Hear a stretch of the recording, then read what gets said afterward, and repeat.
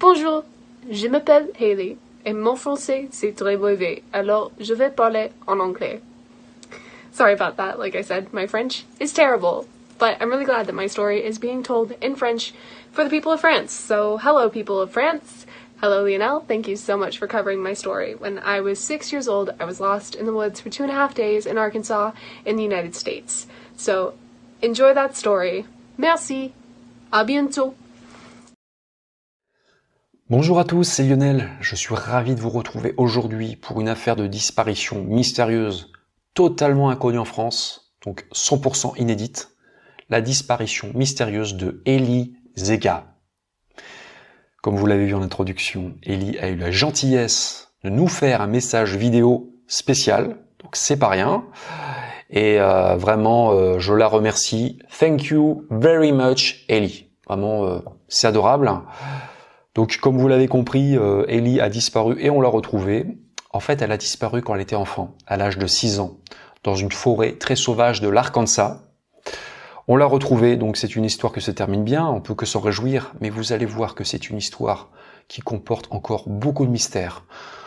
Elie, elle a vécu une expérience incroyable. D'ailleurs, je vous invite vraiment à regarder l'émission jusqu'au bout, parce que il va y avoir des surprises. Il va y avoir aussi des éléments en exclusivité, des photos qui proviennent des affaires de Elie, de sa famille. Vous allez avoir notamment une photo qui est vraiment extraordinaire, vraiment très énigmatique, qui est vraiment incroyable et qui fait possiblement basculer ce dossier dans le surnaturel. Voilà. Mais bon, c'est vrai que c'est un dossier dont je voulais vous parler parce que c'est une histoire qui regroupe tout ce que j'aime. C'est-à-dire, il y a la nature sauvage, les États-Unis, il y a l'aventure, il y a le mystère, il y a le côté enquête, il y a le côté survie aussi, vous allez voir. Il y a vraiment, c'est pour ça que j'ai vraiment eu un coup de cœur énorme pour cette histoire. J'ai vraiment voulu vous la faire connaître. Parce que moi, depuis mes débuts 2016-2017, souvent, voilà, je vous ai fait découvrir des histoires nouvelles, des histoires inconnues. Vous les entendez souvent après chez d'autres youtubeurs, mais souvent vous les découvrez par mon biais. Voilà. Et ça va être encore le cas aujourd'hui, je pense. Aujourd'hui, c'est une émission un peu spéciale qui est vraiment dédiée à mes fans de la première heure, enfin mes fans, façon de parler, ceux qui me suivent depuis mes débuts, mes lecteurs, aussi mes premiers spectateurs sur Nurea. On en reparlera à la fin de Nurea d'ailleurs. C'est une émission un peu à l'ancienne qui ressemble un peu à ce que je faisais à mes débuts. Voilà. Maintenant, c'est vrai que comme vous l'avez remarqué, je varie les formats, je fais des choses beaucoup plus courtes par moment, plus rythmées, avec plus de montage. Je tente des choses. Voilà, j'essaie de m'adresser un peu à tous les publics, voilà, parce qu'il y en a qui aiment bien les choses courtes. Mais là, aujourd'hui, ça va être plutôt une vidéo longue, qui va être plutôt un rythme cool. Voilà, on est là entre amis, vraiment. Bien entendu, les autres sont les bienvenus, mais bon, c'est vrai que ça risque de surprendre peut-être mes nouveaux abonnés qui m'ont découvert par le biais de mes dernières vidéos. Voilà, je peux aussi faire des émissions un peu longues, qui ont un rythme un peu plus cool, où on prend le temps de raconter les choses. Et cette histoire mérite vraiment qu'on prenne le temps. Voilà. On va quand même avancer, parce que faut pas que ça mette 3 heures pour démarrer. Donc je vais faire comme d'habitude, je vais d'abord vous présenter les faits. Donc comme d'habitude, j'ai reconstitué cette histoire à partir des articles de presse, à partir des interviews données par Elie Zega aussi. Attention, je n'invente rien. De toute façon, je n'invente jamais rien dans mes livres ou dans mes vidéos. J'ai souvent les articles de presse, vraiment j'ai toutes les informations. Donc voilà, je vais vraiment vous raconter comment se seraient passés les faits. Et ensuite, il y aura une partie commentaires et analyse, comme d'habitude. Et il y a des choses à dire sur cette histoire. Mais ne tardons pas, on va tout de suite démarrer avec la présentation des faits. Donc c'est une histoire qui est donc 100% inédite, en exclusivité, rien que pour vous, sur ma chaîne, Lionel Camille, disparu. Donc on va remonter en 2001, fin avril 2001. Et on va partir loin d'ici, on va partir aux États-Unis, dans le sud des États-Unis, dans l'état de l'Arkansas. L'Arkansas, c'est donc un état rural et très conservateur du sud des États-Unis. Il borde le fleuve Mississippi et c'est un état relativement peu peuplé. Et il fait partie des états les moins urbanisés des USA. C'est un état très préservé, il y a beaucoup de montagnes, des espaces sauvages, des rivières, des grottes.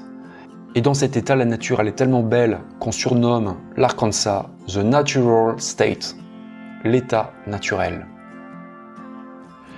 Donc cette histoire démarre à Fayetteville.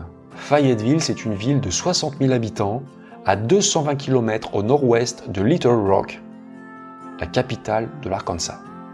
Little Rock, c'est d'ailleurs célèbre parce que en fait, Bill Clinton était originaire de ce coin-là.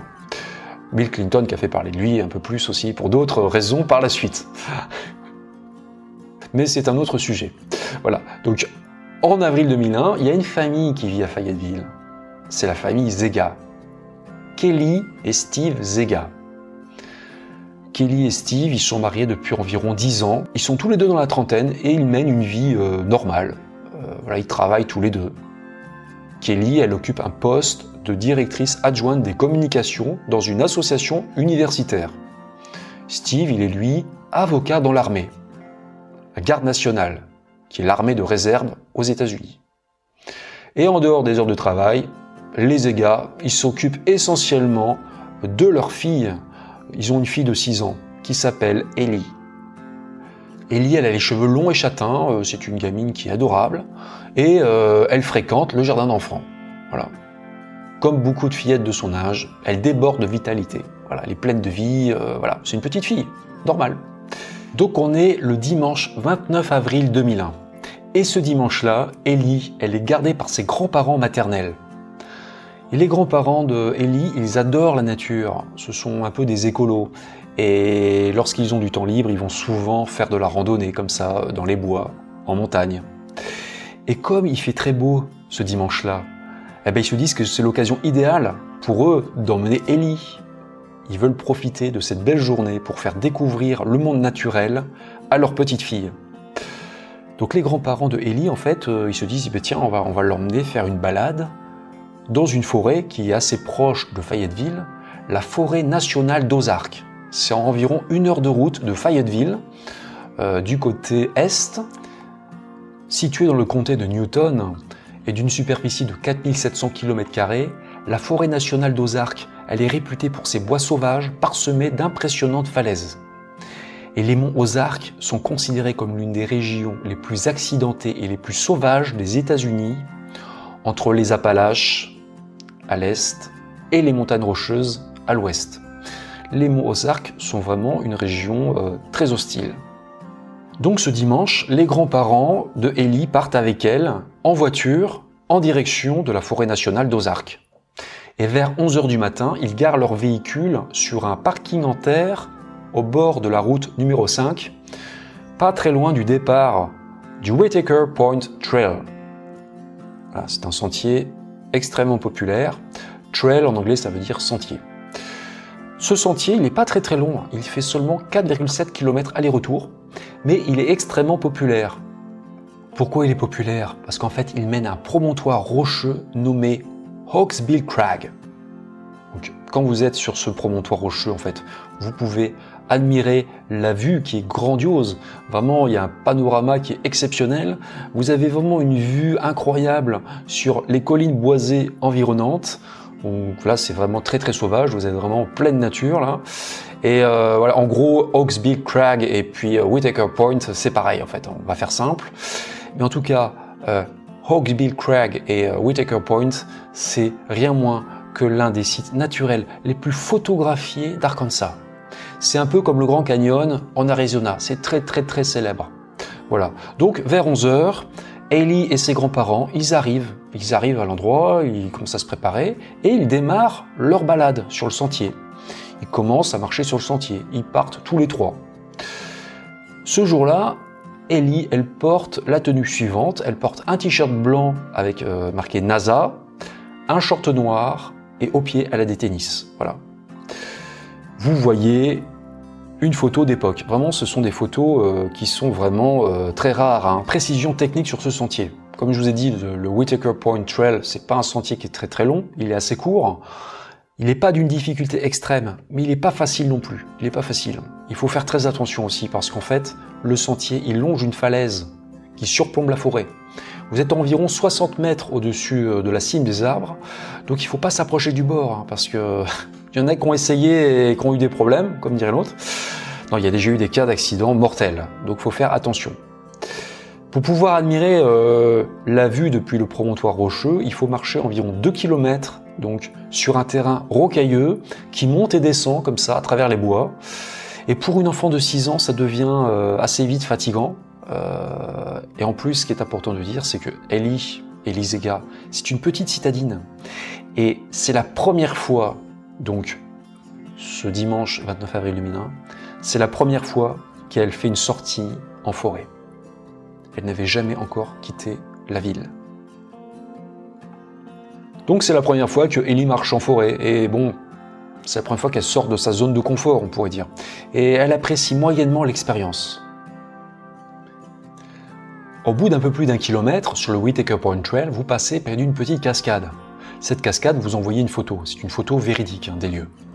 Et donc là, ce dimanche, vers 11h25 du matin, les Zega, c'est-à-dire les grands-parents de Ellie et leur petite fille, passent près de cette cascade. Et Ellie, en voyant cette cascade, voilà, elle est émerveillée, elle veut aller la voir de plus près. Mais vous voyez, les lieux, c'est pas évident d'aller voir de plus près, il faut faire des acrobaties dans un arbre, il faut grimper le long d'un tronc, hein, et les grands-parents refusent. Ellie est trop jeune pour aller voir. Donc ils disent, non, n'y va pas, Ellie. Et comme ses grands-parents refusent, Ellie, elle est contrariée. Puis il faut dire qu'elle est fatiguée aussi. Donc là, elle voit un rocher, vous allez voir la photo exacte de cet endroit. Elle voit un rocher et elle s'assoit à cet endroit. Elle s'assoit sur le rocher et elle se met à bouder. Elle dit, puisque c'est ça, moi je bouge plus, je reste là. Si vous voulez que je continue, vous avez qu'à me porter. Elle fait un peu un caprice. Mais ses grands-parents, voilà, on la leur fait pas, ils ont de l'expérience, ils sont assez âgés. Et ils lui disent, c'est pas grave, écoute, on s'en va, on part, Ellie, au revoir. Et là, il commence à s'éloigner sans elle sur le sentier. Mais c'est un endroit boisé, en fait, donc il sort de son champ de vision. Bien évidemment, ils n'ont pas l'intention d'abandonner Ellie, ils veulent juste la faire venir. Parce qu'en fait, en général, les enfants en bas âge, une fois seuls, ils prennent peur, et ils se relèvent vite, et ils se dépêchent pour rattraper les adultes. Là, il se passe un court moment, pas plus d'1 minute. Mais les grands-parents, ils se rendent compte que Ellie tarde à les rejoindre. Donc ils s'arrêtent sur le sentier. Ils font demi-tour, ils regardent, et là ils constatent que le sentier est vide. Ellie n'est pas derrière eux. Donc ils sont un petit peu inquiets, ils reviennent sur leurs pas. Ils reviennent près du rocher, proche de la cascade, sur lequel était assise Ellie. Et là ils constatent que l'endroit est vide. Ellie n'est plus là, Ellie n'est plus dans les alentours. Donc là ils se mettent à explorer les environs, ils se disent qu'elle s'est peut-être éloignée. Ils se mettent à appeler leur petite fille. « Ellie, Ellie !» Voilà, ils crient son nom dans la forêt. Malheureusement, c'est le silence total. Ils ont beau écouter, personne ne leur répond. Il est 11h30 précise, ce dimanche 29 avril 2001, et Ellie Zega vient de disparaître. Ce qui est très effrayant, c'est que la petite s'est volatilisée à la vitesse de l'éclair. Moins d'1 minute. Donc là, les grands-parents, qu'est-ce qu'ils font ? Ils cherchent leur petite fille pendant plus d'1 heure. Ils explorent les bois, ils quadrillent la forêt, ils hurlent le prénom de leur petite fille, mais ils n'entendent et ne voient rien. Rien du tout. Donc là, ça tourne au cauchemar. Ils commencent vraiment à paniquer et ils se rendent compte qu'ils sont incapables de retrouver leur petite fille. Et ils reviennent en hâte jusqu'à leur voiture pour prévenir les secours. Ils appellent la police. Et c'est le bureau du shérif du comté de Newton qui est compétent dans cette zone. Là, le bureau du shérif, il envoie tout de suite des hommes sur le Whitaker Point Trail. Et les adjoints du shérif, ils commencent à fouiller le sentier. Donc, dans le courant de l'après-midi, ils sont rejoints par des pompiers, des membres de la garde nationale et des volontaires. Donc là, on a des dizaines et des dizaines de personnes qui quadrillent la zone. La plupart sont à pied, mais certains sont à cheval. Les sauveteurs sont assistés par des équipes canines, c'est-à-dire des chiens pisteurs. Il y a plusieurs hélicoptères aussi qui arrivent à la rescousse. Ils survolent les bois, donc à la recherche de Ellie. Les autorités locales déploient d'énormes moyens pour retrouver rapidement Ellie. Mais la tâche s'annonce difficile parce que on est dans un territoire désert, extrêmement sauvage, et livrée à elle-même, Ellie, elle a pu partir dans n'importe quelle direction. Et puis vous imaginez cette petite fille de 6 ans, toute seule comme ça, dans cet environnement. Les Ozarks sont considérés comme l'une des régions les plus inhospitalières des USA. Il y a beaucoup de dangers, hein. On peut tomber au fond d'un ravin, on peut être emporté par les flots d'une rivière. Il y a vraiment beaucoup de façons de perdre la vie dans cet endroit. Donc là, l'opération de recherche dure toute l'après-midi, mais à la nuit tombée, malheureusement, les sauveteurs n'ont toujours pas été capables de la localiser. Steve et Kelly Zega, ses parents ont été prévenus et ils sont sur place. Ils sont rongés par l'angoisse.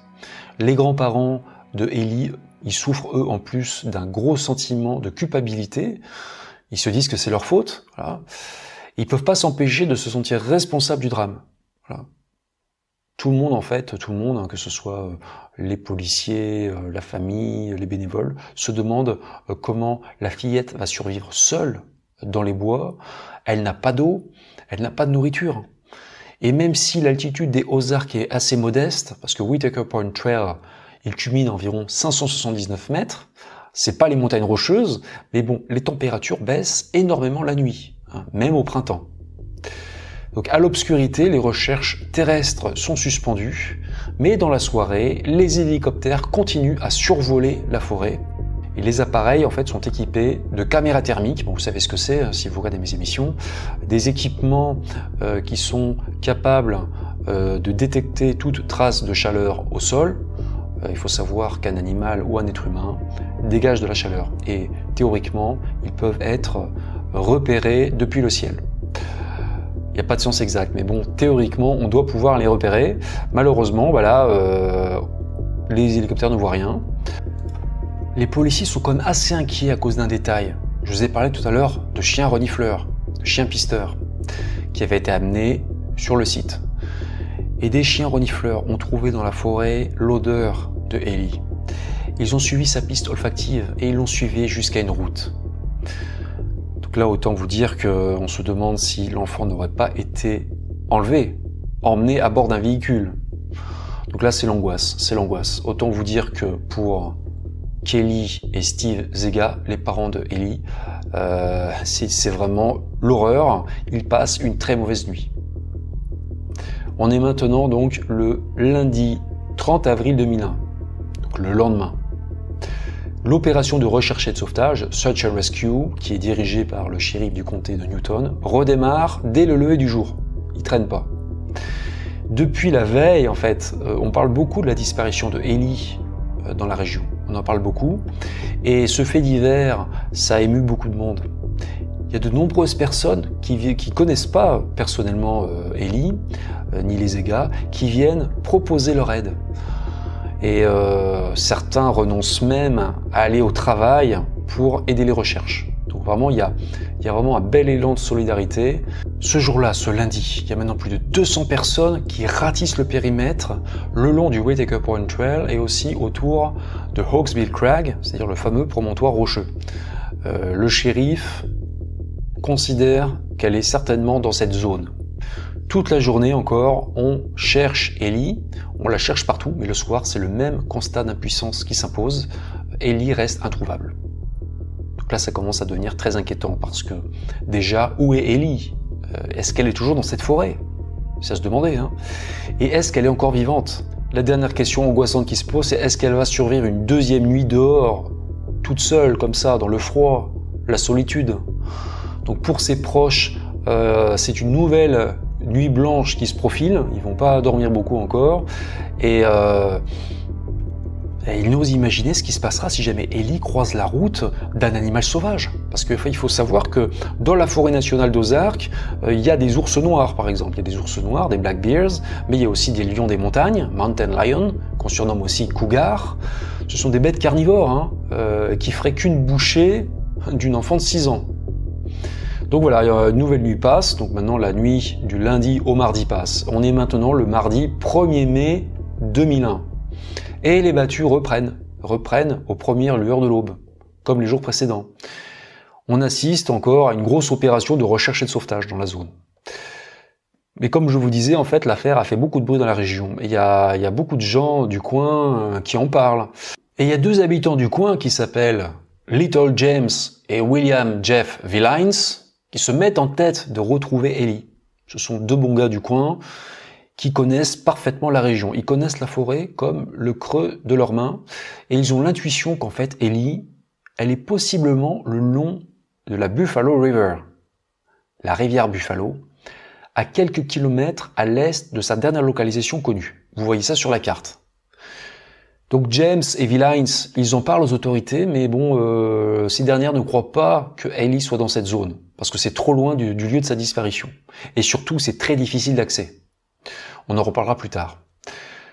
Le shérif du comté de Newton qui coordonne l'opération, lui, préfère concentrer ses recherches à l'ouest, vers le sentier et Hawksbill Crag. Avec James et Villains, ils décident donc d'y aller seuls. Ils se disent, c'est pas grave, nous on va aller voir quand même. Donc ils partent tous les deux, ils se rendent tous les deux sur place, comme ça, à dos de mulet. Vous allez voir une photo de James et Villains qui sont sur leur monture, et ils explorent cette zone très sauvage le long de la rivière Buffalo. Ils vérifient les lieux pendant des heures, comme ça, et en début d'après-midi, ils sont toujours en train d'inspecter le secteur, quand tout à coup, ils voient quelque chose. Sur une berge de la rivière, ils voient une fillette. La fillette, elle est couchée, elle a l'air de dormir, elle a les pieds qui trempent dans l'eau. Et là, tout de suite, voilà, ils se précipitent vers elle. Ils se mettent à lui parler. Et par chance, ils se rendent compte que la fillette est toujours en vie. Elle est toujours en vie, mais elle est groggy, elle est très affaiblie. Elle a les cheveux ébouriffés, elle a des croûtes sur le visage. Mais elle est saine et sauve. Donc les 2 hommes lui demandent son nom très très vite. Ils lui disent, est-ce que tu es Ellie Zega? Et là, la gamine leur dit, oui, c'est moi, je suis bien Ellie. Ellie, elle est toujours vêtue de la même tenue qu'elle avait le jour de sa disparition, elle a toujours son t-shirt NASA, son short. Et bien que déshydratée, elle est en bonne santé. James et Villains lui donnent de quoi manger, grignoter, ils lui donnent notamment du pudding au chocolat et aussi un Diet Coke. Vous voyez ça sur la photo. Vous voyez des photos là, ce sont des photos assez exceptionnelles aussi qui ont été prises juste après son sauvetage. 51 heures après sa disparition, Ellie Zega a été retrouvée saine et sauve à environ 3 km à vol d'oiseau au nord-est du dernier endroit où elle a été vue. En fait, elle a été trouvée juste à l'extérieur de la forêt nationale d'Ozark. À vol d'oiseau, c'est à 3 km, mais elle a vraisemblablement marché plus du double de cette distance pour atteindre ce lieu parce que, en terrain montagneux, en forêt, il est quasiment impossible d'avancer en ligne droite. Une fois que Ellie a retrouvé quelques forces, James et Villains, ils l'installent sur le dos d'un mulet afin de la ramener jusqu'à la civilisation. Et encore la photo. Vous voyez aussi des photos au moment où Ellie est ramenée à une ambulance. Il y a une ambulance là, où vous voyez Ellie qui est dans les bras d'un sauveteur. On voit pas trop bien, mais bon, je l'ai encerclée de jaune. Juste avant que sa mère ne la retrouve. Donc Kelly Zega est informée, elle est folle de joie, elle retrouve sa fille. Donc, bien entendu, Ellie là, elle est conduite à l'hôpital afin de recevoir des soins, notamment un traitement contre la déshydratation. Dès qu'ils sont informés de la nouvelle, son papa, Steve, et ses grands-parents sont fous de joie. Ils se ruent donc à son chevet. On a vraiment l'impression d'assister à un miracle. Hein. C'est un miracle qu'on ait retrouvé cet enfant, surtout qu'il faut quand même préciser qu'il était moins une. Hein. Elle n'aurait probablement pas pu survivre à une 3e nuit dehors. Et James et Villains, ils sont donc considérés comme des héros, à juste titre. Hein. C'est quand même grâce à eux qu'on a retrouvé Ellie. Hein. Heureusement qu'ils n'ont pas écouté les autorités, hein, et qu'ils ont fait leur propre vérification. Et James et Villains, ils ont le succès modeste. Hein. Ils ont juste fait ce qu'ils devaient faire. Voilà. Ils ont juste voulu aider. À l'hôpital, Ellie, elle est examinée par les médecins et encore une fois, elle est en bon état général. Elle a quand même perdu 2 kilos. Son poids est passé de 21 à 19 kilos. Et elle a des éraflures aussi sur les bras et les jambes. Elle a des croûtes sur le visage. Mais voilà, comme je vous disais, il était temps qu'on la retrouve. Hein. Elle n'aurait pas pu survivre une journée de plus. Elle était très affaiblie, en état de déshydratation, de dénutrition. Donc Ellie, elle reste hospitalisée 2 jours avant de rentrer chez elle. Et le jour de son retour, la famille Zega fait une fête. La famille a décoré la maison familiale avec des ballons rouges, bleus et jaunes. Le salon familial est rempli de cadeaux, de fleurs, de chocolat, de gâteaux qui ont été envoyés par les gens du coin, hein, des amis, des anonymes. Et de retour chez elle, Ellie retrouve une vie normale, une vie d'enfant. Voilà. Et l'un des premiers réflexes qu'elle a, c'est que dans sa chambre, elle veut enfiler sa robe de déguisement préférée. Seulement, sa robe n'est plus dans son placard parce que ce vêtement a été déchiré, il a été découpé en morceaux pour les faire sentir aux chiens renifleurs. Les chiens pisteurs, parce qu'en général c'est ça dans les opérations de recherche et de sauvetage. Pour retrouver quelqu'un, vous lui faites sentir une odeur appartenant à la personne disparue. Et donc là, les secours s'étaient servis de cette robe de déguisement. Il s'en était servi, il avait découpé en morceaux pour le faire sentir aux équipes canines. Donc là, elle ne retrouve pas sa robe. Bon, elle est un peu triste, mais bon, c'est pas grave, elle est quand même très contente de retrouver sa famille. C'est ça, c'est la force de résilience des enfants, tout de suite, ils arrivent quand même à tourner la page assez vite. Steve et Kelly Zega, les parents de Ellie, ils sont vraiment sur un nuage, ils sont vraiment fous de bonheur. Encore une fois, c'est vraiment génial quand une affaire de disparition se termine bien. Surtout que là, c'était plutôt mal barré quand même. Mais voyez, des miracles se produisent. Et ils sont aussi très fiers de leur fille. Et ils peuvent l'être, hein, parce que Ellie, elle a fait preuve d'un courage qui force le respect, ainsi que d'une impressionnante capacité à survivre. On en reparlera dans la partie commentaires. Hein. Donc, suite à son sauvetage, Ellie reprend des forces, elle va mieux. Et elle raconte son aventure à ses parents, à sa famille et aussi aux médias. Elle leur raconte tous ses faits et gestes durant les 2 jours et 2 nuits durant lesquels elle a été seule dans la nature. Et vous allez voir que son récit réserve pas mal de surprises. Je vais maintenant vous présenter les événements du point de vue de Ellie. Comment les faits se seraient passés selon elle. Nous allons donc revenir au dimanche 29 avril 2001 vers 11h30 du matin. Donc Ellie et ses grands-parents arrivent près de la petite cascade.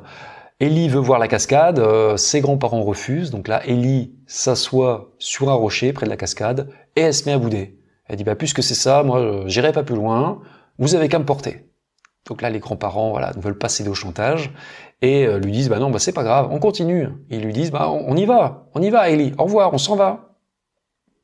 Bien entendu, leur intention n'est pas d'abandonner Ellie, mais de l'inciter à les suivre. Et c'est apparemment ce que Ellie tente de faire. Très peu de temps après le départ de ses grands-parents, elle se relève et elle veut les suivre. Mais le problème, c'est que au printemps, dans la forêt nationale d'Ozark, la végétation est très très dense. Ça fait vraiment un véritable rideau de verdure, surtout pour un enfant de petite taille comme ça. Et donc, très très vite, Ellie ne voit plus rien, elle ne voit plus ses grands-parents, elle ne les entend plus. Le pire, c'est qu'en plus, Ellie, elle ne sait même plus trop quel chemin ont pris ses grands-parents.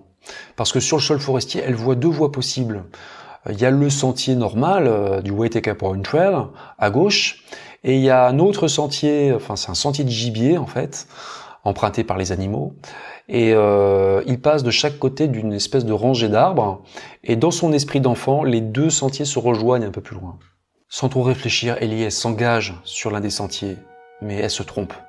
Elle ne s'engage pas sur le Whitaker Point Trail, mais sur un sentier de gibier, donc. À cet instant, elle l'ignore encore, mais elle vient de se perdre. Et tout ça s'est passé en quelques secondes.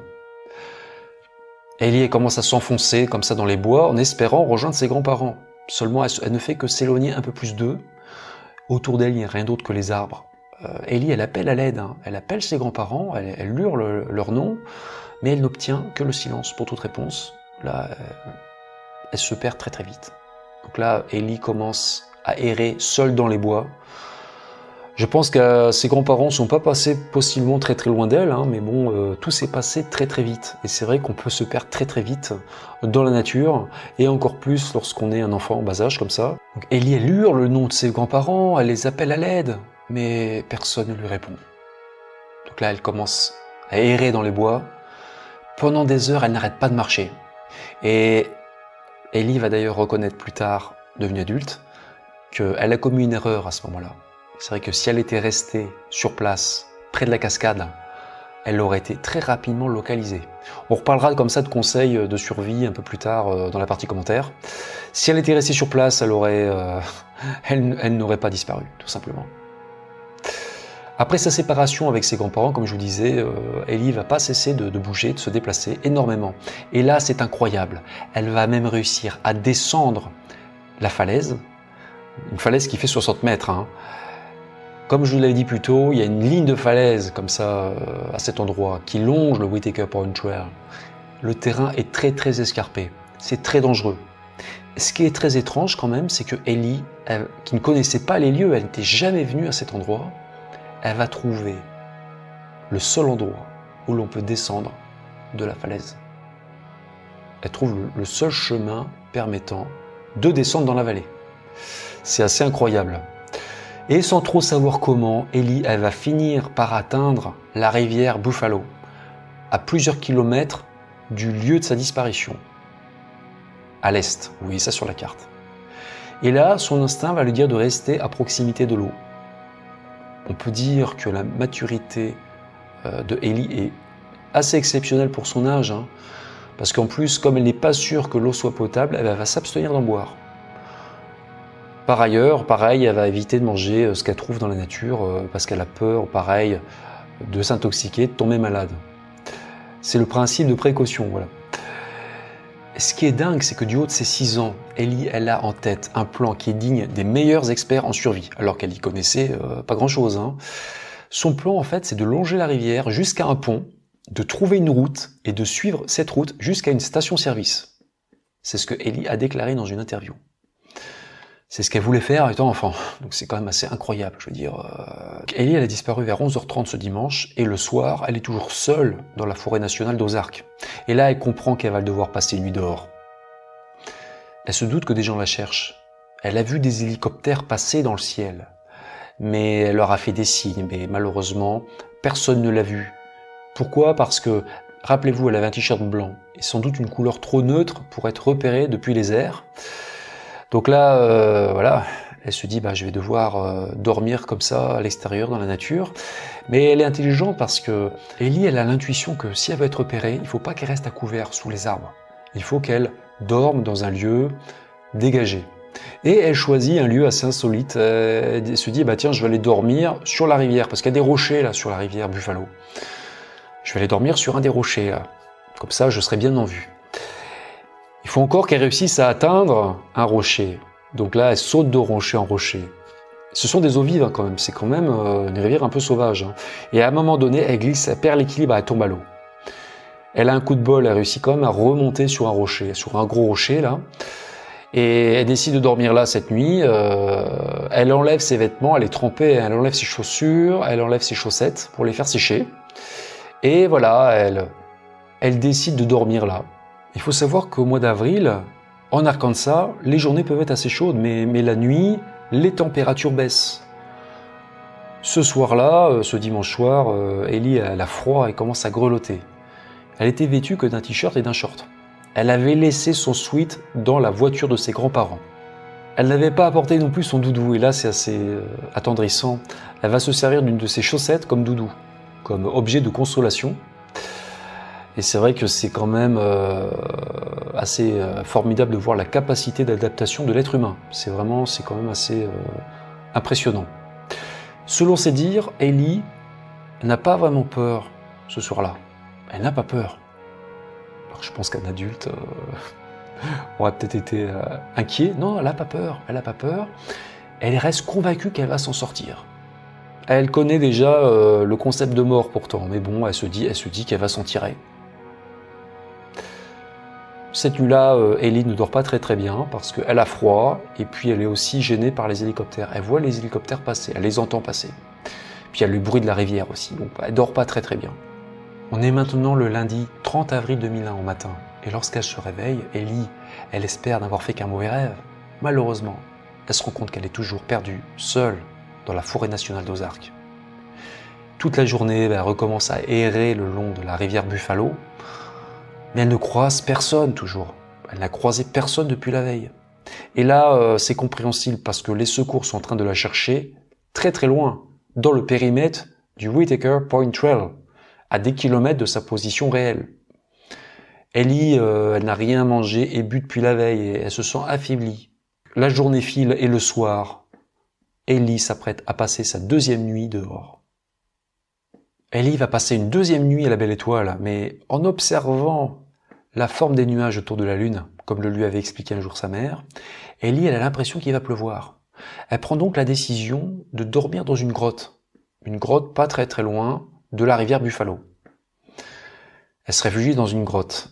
Et dans cette grotte, elle va se lier d'amitié avec une chenille qu'elle va surnommer Tache Blanche. Pourquoi ? Parce qu'elle a 2 points blancs sur la tête. Ellie va ensuite sombrer dans le sommeil et elle se rappellera d'aucun rêve cette nuit-là. On est maintenant le mardi 1er mai 2001. Ellie, elle quitte son abri de fortune dans la matinée. Et là, Ellie, elle est vraiment à bout de force. C'est vrai qu'elle n'a rien mangé depuis le dimanche. Et elle reste près de la rivière. Près de la rivière Buffalo, elle est vraiment dans un état de déshydratation. Elle est en état d'hypoglycémie. Et là, elle commence à avoir des hallucinations. Elle commence à voir des flamants roses.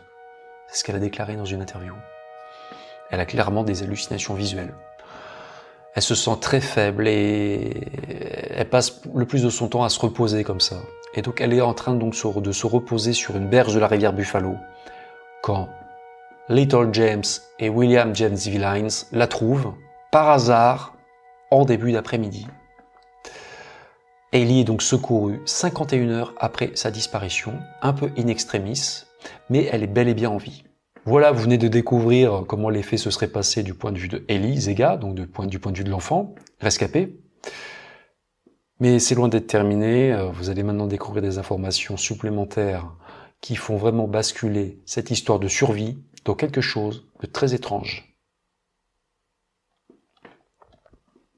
Dans un épisode de Deadline, un magazine d'information américain diffusé sur NBC et présenté par Rob Stafford, Ellie Zega a fait une révélation stupéfiante sur son aventure dans la forêt nationale d'Ozark. Elle a raconté que, quelques secondes à peine après s'être perdue sur le Whitaker Point Trail, le dimanche 29 avril 2001, elle aurait rencontré une autre petite fille dans les bois. Et là, vous voyez un document exceptionnel. Ce que vous voyez, c'est un dessin qui a été fait par Ellie, peu de temps après avoir été secourue, de la petite fille qu'elle aurait rencontrée dans la forêt. Donc c'était une petite fille de 4 ans, nommée Alicia, c'est comme ça qu'elle s'est présentée. Et donc c'est une petite fille qui est apparue juste après que Ellie se soit perdue. Elle est apparue comme ça, brusquement, comme sortie de nulle part dans les bois. Ellie a donné une description assez précise de cette petite fille. Donc elle avait 4 ans, elle avait les cheveux noirs, plutôt longs, les yeux bruns, elle portait un manteau rouge, et là c'est un détail assez troublant, assez bizarre, apparemment elle avait une lampe torche. C'est ce qu'a dit Ellie, mais elle n'a pas été capable de donner plus de précision. Dans son souvenir, elle avait une lampe torche. Autrement dit, un objet dont sort un rayon de lumière. C'est troublant, c'est très troublant. Par la suite, les 2 fillettes auraient été inséparables. Ellie n'aurait pas arrêté de suivre Alicia à travers les bois.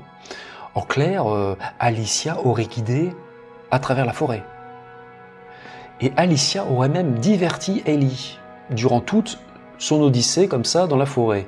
Les 2 fillettes auraient chanté ensemble, elles se seraient même raconté des blagues. En fait, Alice aurait en quelque sorte veillé sur Ellie. Alicia aurait aussi, par exemple, apaisé Ellie lorsqu'elle ressentait de l'inquiétude. Et là où c'est vraiment très étonnant, très surprenant, c'est que Alicia aurait même aidé Ellie à descendre la falaise. Rappelez-vous, Ellie a descendu la falaise au seul endroit où c'était possible de le faire. Et Ellie a raconté qu'en fait Alicia se mettait même devant elle pour éviter qu'elle ne tombe en fait. Elle se mettait en protection devant elle. Donc c'est très très troublant. Autre fait curieux, Alicia, elle aurait subitement disparu à l'instant même où Ellie aurait été secourue, parce que James et Villains, les 2 hommes qui ont sauvé Ellie, n'ont vu aucune autre petite fille au bord de la Buffalo River. Elle a disparu aussi vite qu'elle était apparue en fait, et c'est très très troublant. parce que, à part Ellie, personne n'a vu cette petite fille. Qui était Alicia? Était-elle seulement réelle aussi? Il faut se poser la question.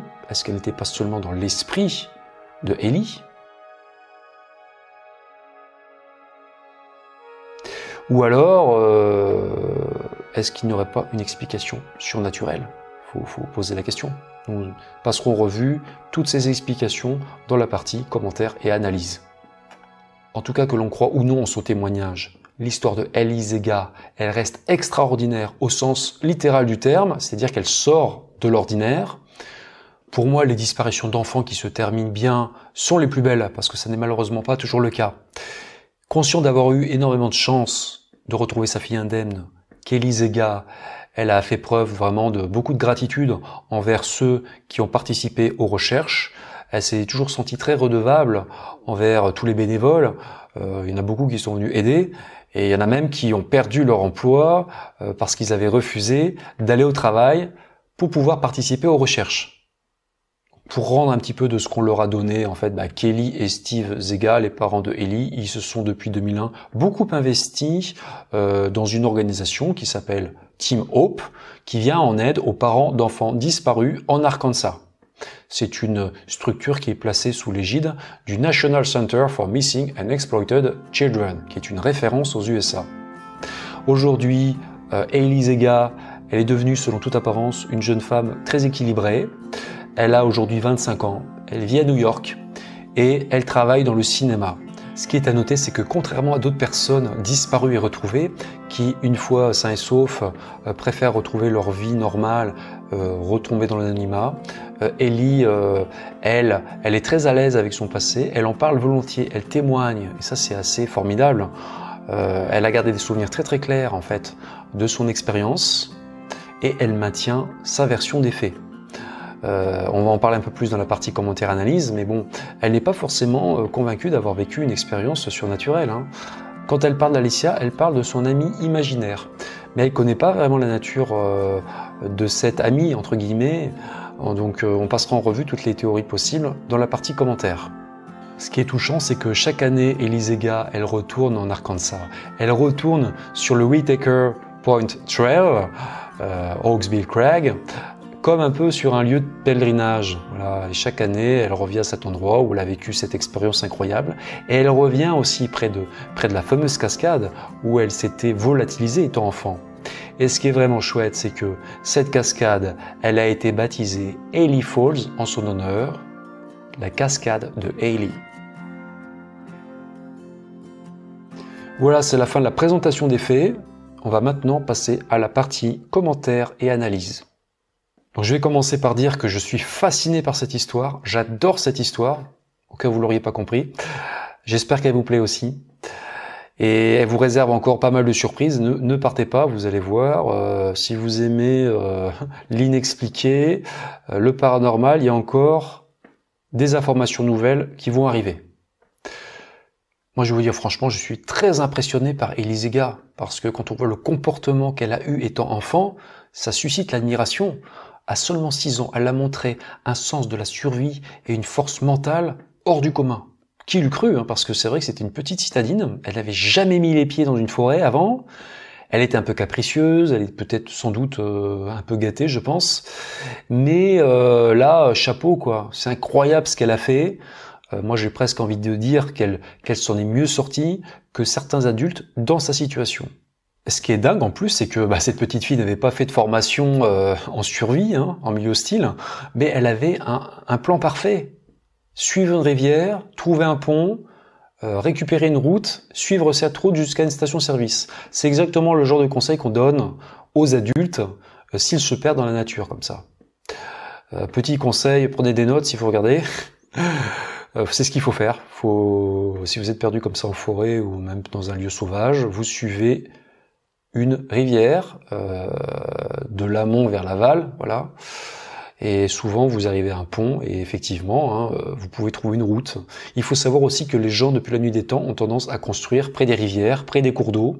Vous avez peut-être plus de chances de tomber près d'une maison. Il faut quand même faire preuve d'honnêteté intellectuelle. Il faut reconnaître que Ellie a eu beaucoup de chance quand même, parce que premièrement, elle n'a rencontré aucun prédateur ou animal sauvage durant toute son aventure.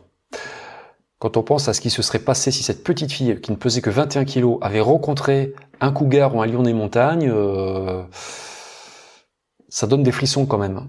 Et puis, deuxièmement, Ellie a échappé à beaucoup de périls dans cette région reculée des Ozarks. C'est une région très inhospitalière. C'est pas un jardin d'enfants. Ellie a réussi, par exemple, à descendre une falaise à pic, au seul endroit où c'était praticable. Elle n'avait pas de corde ni de matériel. C'était plutôt risqué. Et quand on étudie les choses de manière objective, on se rend compte que Ellie a quand même fait des erreurs. On va reparler de conseils en matière de survie. J'ai fait récemment une petite vidéo donc à destination des parents pour les jeunes enfants, des conseils pour éviter de disparaître dans la nature. C'est lorsqu'un enfant se perd dans la nature. Voilà, il y a quelques règles basiques à suivre. Vous trouverez le lien de cette vidéo dans la description de cette vidéo, pour ceux qui ne l'ont pas vue. Et l'un des premiers conseils, c'est de rester au même endroit. Voilà. Et là, Ellie, elle a fait tout le contraire. Elle est partie. C'est vrai que, comme je vous disais précédemment, si Ellie était restée à l'endroit où elle s'est perdue, elle aurait été retrouvée très vite. Très vite. Là, elle a fait le choix de partir. Donc, elle a quand même commis une erreur. Donc là, Ellie, elle a fait une première erreur en ne restant pas sur place, en partant, mais elle en a fait d'autres erreurs. Deuxième erreur, elle a dormi sur un rocher au milieu de la rivière. Là, elle a pris un risque énorme encore. En cas de crue soudaine, je ne sais pas si un orage s'était déclenché, s'il y avait eu un lâcher d'eau, parce qu'il y avait peut-être un barrage en amont, je ne sais pas, n'importe quoi, elle aurait été emportée par les flots. Donc là, elle a eu beaucoup de chance. Elle a eu beaucoup de chance de s'en sortir. Troisième erreur, elle n'a pas bu. Elle n'a rien bu. Elle n'a pas osé boire. Et je pense qu'au bout d'un moment, elle aurait peut-être dû essayer de boire. Peut-être pas de l'eau de la rivière, de l'eau boueuse, mais de l'eau de pluie par exemple. De l'eau de pluie. Je sais pas si elle a croisé une source, mais bon, elle aurait pu trouver de l'eau propre quelque part. Je sais pas moi, une flaque sur des rochers. Bon, il peut y avoir des parasites dans l'eau, mais bon. L'idéal, c'est de pouvoir filtrer l'eau, faire bouillir l'eau, mais bon, il n'y avait rien de tout ça. Elle n'avait pas d'équipement avec elle. Je pense qu'à un moment donné, il aurait fallu vraiment qu'elle boive, qu'elle tente de boire quelque chose, parce qu'on peut guère survivre plus de 3 jours sans boire. En ce qui me concerne, j'ai résolu le problème quand je pars dans la nature comme ça, j'emporte toujours avec moi un petit filtre portatif. Voilà. Donc Ellie, elle a eu beaucoup de chance. Elle a été audacieuse aussi, elle a eu de la chance. Elle a donc survécu 2 jours seule, livrée à elle-même, dans un environnement hostile, sans boire. Elle aurait pu décéder de déshydratation, mais ça n'a pas été son heure. Voilà, tant mieux. Dans l'ensemble, Ellie Zega s'est donc très bien débrouillée. Chapeau, vraiment, chapeau.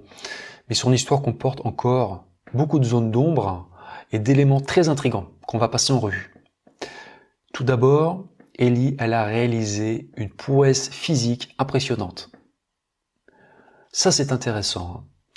Le 28 avril 2007, 6 ans presque jour pour jour après la disparition de Ellie, plusieurs membres d'un club de randonnée appelé Take a Hike River Valley Hikers ont refait le parcours supposément emprunté par Ellie en 2001, du lieu de sa disparition jusqu'au lieu où elle était sauvée.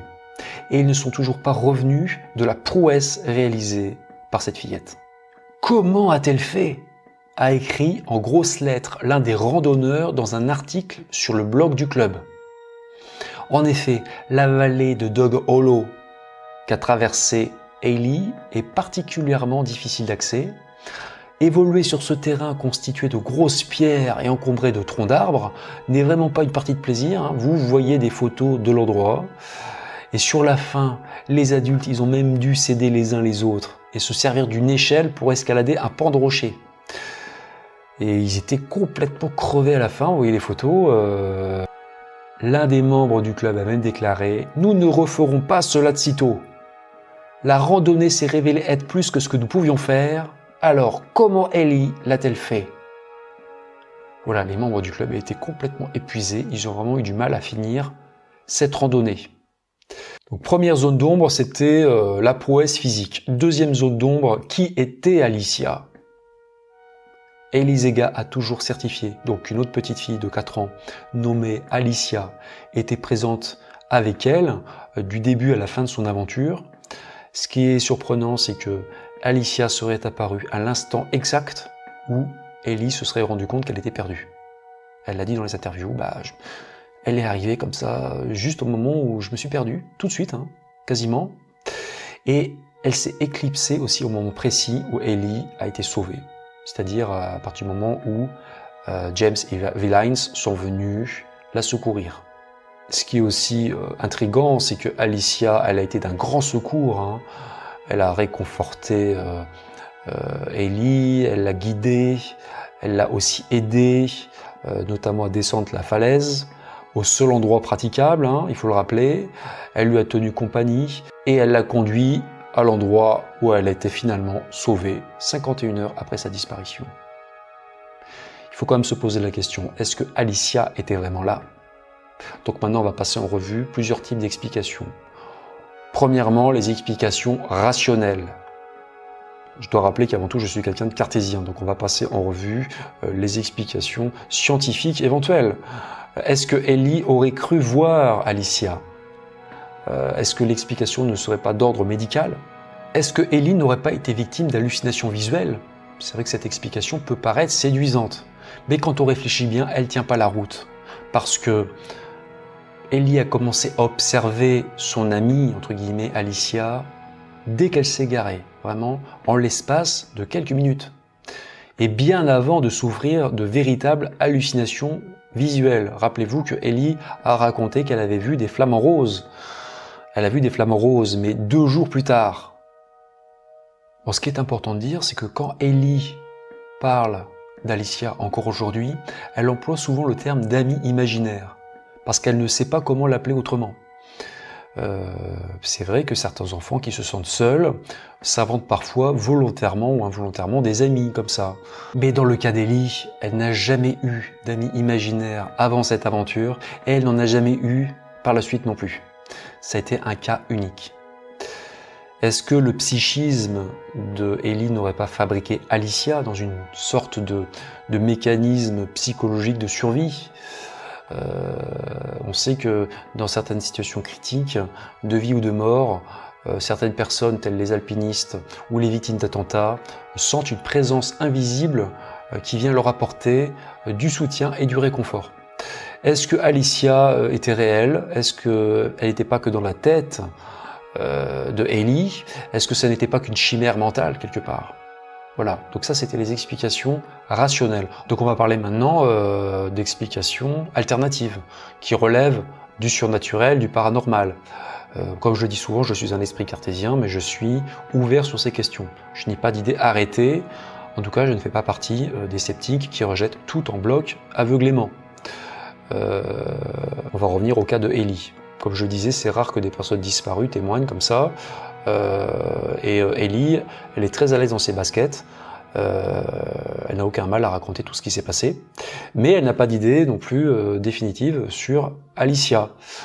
Elle l'appelle son amie imaginaire, parce qu'elle ne sait pas comment l'appeler autrement. Et certains lui disent, bah tiens, tu veux faire un ange gardien, par exemple. Un ange gardien. Effectivement, cette petite fille a été là à ses côtés du début à la fin. Et c'est peut-être grâce à elle qu'elle s'en est sortie. Certains croient aux anges gardiens. Est-ce que Ellie a eu affaire à un ange gardien? Moi, le sujet des anges gardiens, c'est un sujet qui me passionne, qui me fascine aussi. Je ne sais pas si les anges gardiens existent. En tout cas, j'aime l'idée qu'ils puissent exister. Ces êtres comme ça, de lumière, bienveillants, qui sont là pour vous épauler, pour vous sortir de mauvais pas. C'est une très très belle idée, je pense. Il y a beaucoup de gens aussi qui croient fermement en l'existence des anges gardiens. Et je me permettrai sûrement pas de me moquer d'eux, parce que je fais un peu partie de ces personnes, on va dire. Et voilà, il y a beaucoup de témoignages partout dans le monde. Hein. Je pense notamment à quelqu'un qui s'appelle Pierre, qui est un des spécialistes sur les anges gardiens. Je vais pas prononcer son nom parce que j'ai pas envie de me faire striker ma vidéo. Il est pas en odeur de sainteté sur internet. Il est pas en odeur de sainteté, mais c'est assez drôle. C'est plutôt paradoxal de dire ça. Enfin, bon, ceux qui savent de qui je parle vont comprendre. Et voilà, pourquoi est-ce que je parle de lui? Parce que justement, lui, il a eu une expérience comme ça quand il était jeune. Il était aux États-Unis, c'était un journaliste. Il était parti faire un reportage là-bas. Il était en train de rouler dans une voiture sur une autoroute. Et puis là, apparemment, il roulait quand il aurait vu justement une balle passé dans la voiture. Apparemment, quelqu'un aurait tiré sur la voiture. Et il aurait vu cette balle arriver au ralenti, un peu comme dans le film Matrix, vous savez, le fait bullet time. Il aurait pu éviter cette balle grâce à son ange gardien. Voilà, c'est un témoignage assez fort, très intéressant, qui raconte d'ailleurs souvent. Et voilà, donc c'est qu'un exemple parmi d'autres, hein. Mais moi, personnellement, je ne suis pas réfractaire à l'existence des anges gardiens. Je veux dire, au nom de quoi est-ce qu'on pourrait dire que ça n'existe pas? Je veux dire, certains vont nous dire il n'y a pas de preuve, mais bon, l'absence de preuve n'est pas une preuve de l'inexistence non plus. Et puis, je veux dire, croire ou non aux anges gardiens, je veux dire, ça fait de mal à personne, puis ça reste une croyance personnelle. Voilà, donc, est-ce que Ellie a eu affaire à un ange gardien? Possiblement, je ne sais pas, mais il y a d'autres explications possibles, hein, d'autres explications possibles. Il y a un autre élément aussi qui est très intriguant, que je ne vous ai pas encore donné, qui tend peut-être à alimenter la piste paranormale. C'est que j'ai noté que dans une interview, Ellie a raconté que Alicia, donc la petite fille, lui aurait dit qu'elle avait pris l'apparence donc, de cette petite fille pour ne pas l'effrayer. Donc là, ça fait clairement basculer le dossier dans l'inexpliqué. Parce que si Alicia n'était pas une petite fille normale, je sais pas, je vais dire n'importe quoi, est-ce que c'était pas un esprit de la forêt par exemple? J'en ai beaucoup parlé dans d'autres émissions comme ça en Malaisie, ça existe partout ces croyances, hein. En plus, cette zone de l'Arkansas, là, les monts Ozarks, c'est très sauvage, c'est préservé de l'urbanisation. Et on sait que les esprits de la forêt affectionnent les lieux déserts comme ça, les lieux préservés. Un peu comme les fées aussi, les créatures féeriques, hein, les fairies, comme on dit en anglais. Est-ce que Ellie n'aurait pas rencontré ce genre d'être, d'entité? Mais le meilleur reste à venir. Je vous ai gardé le meilleur pour la fin. Je vous avais dit de rester jusqu'à la fin parce qu'il y aurait des informations jusqu'à la fin. Je vous ai déjà expliqué que Ellie Zega, son cas avait été traité dans une émission télévisée américaine assez célèbre sur NBC, qui s'appelle Dateline NBC. Et donc le présentateur Rob Stafford, au cours de cette émission, il a fait une révélation plutôt inattendue. Et il a expliqué qu'en 1978, 23 ans avant la disparition de Ellie Zega, une autre petite fille avait disparu quasiment au même endroit, donc tout près du Whitaker Point Trail. Cette petite fille avait presque 4 ans, donc comme Ellie. Malheureusement, on l'a retrouvée morte. Et là où c'est bizarre, c'est que cette petite fille s'appelait Alana. Alana, Alicia. C'est vrai que ces deux prénoms se ressemblent énormément. Et pas mal d'observateurs ont dit qu'en réalité, Ellie avait eu affaire au fantôme de cette autre petite fille. Cette petite fille qui s'appelait Alana et qui a malheureusement perdu la vie au même endroit 23 ans plus tôt.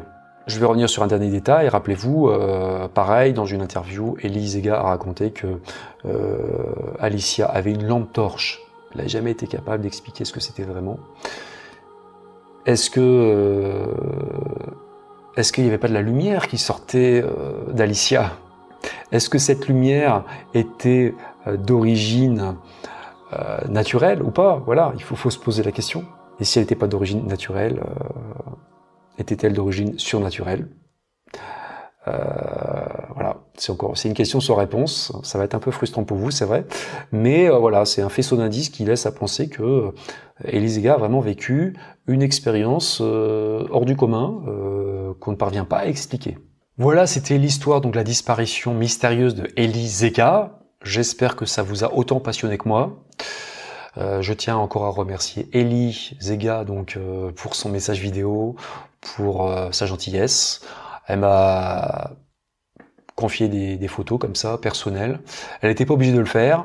Et donc je tiens à vous remercier si vous êtes toujours là en cette fin d'émission. J'espère que ça vous a plu.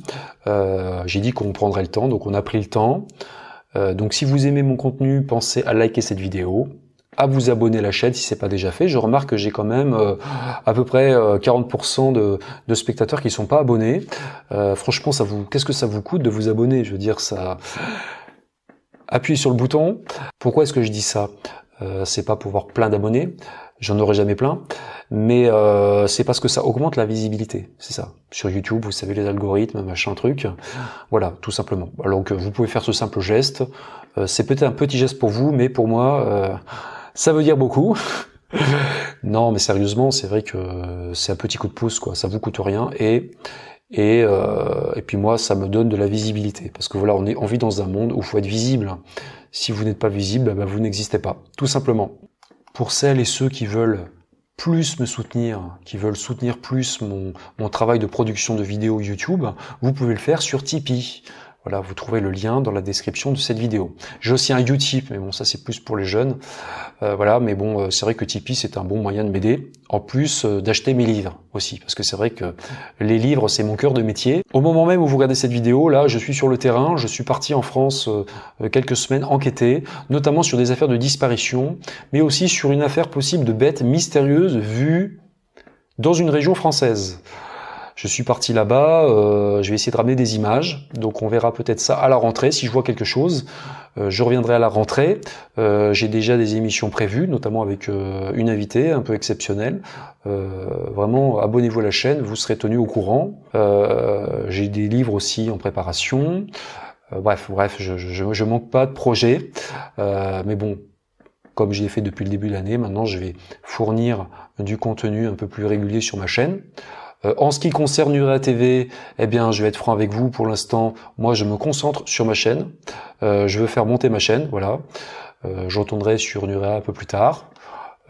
Sur BTLV aussi, parce que on m'invite aussi sur BTLV, mais pour l'instant, je refuse toutes les invitations. Je veux me concentrer sur ma chaîne. Voilà, vous proposez le meilleur contenu ici. Voilà, et puis bah j'irai chez les autres ensuite, quoi. Mais pour l'instant, je me concentre sur ma chaîne. Voilà, j'espère que tout le monde comprendra. Il y aura des vidéos courtes, des vidéos moyennes et des vidéos longues, comme celle-là. Voilà, il en faut pour tous les goûts. Et puis c'est aussi une façon aussi de pouvoir faire découvrir mon travail à différents publics, parce qu'il y a des gens qui n'aiment pas les émissions longues. Voilà, et puis les émissions courtes, comme j'ai fait récemment, avec beaucoup de montage, c'est aussi une façon de créer différente. Je me fais plaisir aussi, voilà, je fais plus de montage, je peux créer un univers, vous voyez, c'est différent. C'est différent que de raconter des histoires, comme je le fais là, face caméra, pendant des heures, voilà. Mais bon, je vais continuer toutes ces formes d'émissions. Le plus important, c'est ça, c'est de varier les plaisirs aussi, voilà, parce que moi, il faut aussi que je prenne plaisir à ce que je fais, parce que c'est quand même beaucoup de boulot. Donc si je m'amuse pas, c'est pas la peine, voilà. Par exemple, vous savez, la petite vidéo que j'ai fait, les 4 conseils dans la nature, les images que vous voyez dans cette vidéo ont toutes été tournées par moi. Attention, ce sont des images que j'ai tournées sur site naturel. Voilà, et je vais essayer de faire ça de temps en temps maintenant, aller sur le terrain. J'ai des contacts, notamment, enfin je vous en dis pas plus, je vous en dirai plus dans les prochains mois, voilà. Dans l'immédiat, donc je vous souhaite une belle fin d'été. Essayez de profiter encore des beaux jours, avant qu'on nous reconfine. Attention à la seconde vague. Non mais le pire, c'est que je plaisante qu'à peine. Hein. Ils peuvent très bien décider de nous remettre en résidence surveillée, nous reconfiner à l'automne. Donc profitez-en, allez dans la nature, allez écouter les oiseaux, les petits oiseaux, allez regarder la mer, allez en forêt comme ça, profitez-en, ça sera toujours ça de prix. Voilà. Allez, j'arrête, je vais raconter des bêtises. Je vous dis à bientôt et en attendant, ne disparaissez pas.